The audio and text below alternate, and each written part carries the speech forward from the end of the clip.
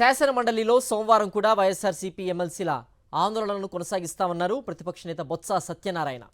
ప్రభుత్వ వైద్య కళాశాలల్ని ప్రైవేటు పరం చేయడం ఆపే వరకు వైఎస్ఆర్సీపీ పోరాటం కొనసాగుతుందని ఆయన తేల్చి చెప్పారు. ప్రజల ఆస్తుల్ని అమ్మడానికి పెట్టొద్దనడం, ప్రభుత్వ మెడికల్ కాలేజీలను ప్రైవేటు పరం చేయొద్దని అడగడం వైఎస్ఆర్సీపీ స్వార్థం కోసం కాదని ప్రజా ప్రయోజనార్థం చేస్తున్నామని స్పష్టం చేశారు బొత్స. పీపీ మాల్ అంటే పెద్దని నంగనాచి కబులు చెప్తున్నాను.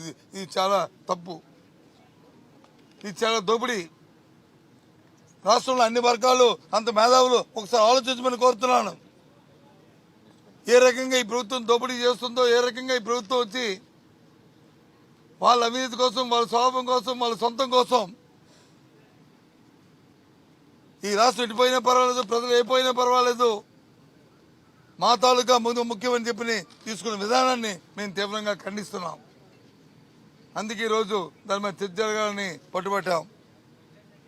దాన్ని బీఎస్పీ మీద చర్చకు వచ్చి మండేకి వచ్చి వాయిదా చేశారు.